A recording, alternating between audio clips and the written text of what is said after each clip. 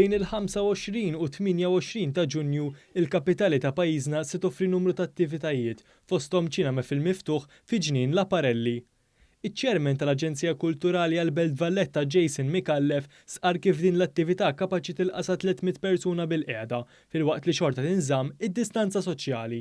Fis-sigħat ta' qabel daw il-ġranet, fl-istess ġranet, ser ikunu għaddejjin attivitajiet ta' kostumisti fil-Belt Valletta, fil-Pjazza Tritoni, Pjazza San George, Triq ir-Repubblika u Triq il-Merkanti qabel il-film. Imbagħad naturalment in-nies ikunu jistgħu waqt li jsir il-ħin tal-film jiġu hawnhekk biex isegwu il-film bħala Cinema City. Il-Kummissarju tal-Films Johan Grek ħabbar il-films li se jintwerew fosthom The Greatest Showman u Jurassic World. Apparti dawn se jintwerew 3 films li ħadmu f'Malta, fosthom World War Z, Captain Phillips u 13 Hours. Preżenti għal konferenza tal-aħbarijiet kien hemm il-Ministru għall-Kultura Jose Herrera li tkellem dwar l-għan ta' din l-attività. Nikkreaw atmosfera ta' attivitajiet kulturali u soċjali.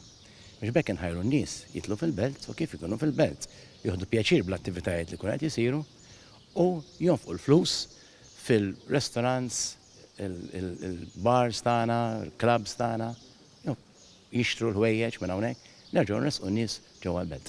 Min-naħa tagħha, il-Ministru għat-Turiżmu Giulia Farrugia Portelli saħqet fuq l-importanza ta' attivitajiet bħal dawn li jżewqu l-kalendarju kulturali ġdid.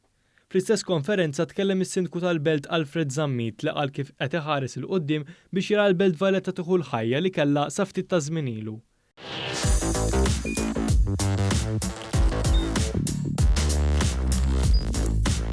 Idħol fuq one.com.mt u hemmhekk tista' tara l-programmi kollha li jxandru fuq One permezz ta' One Play.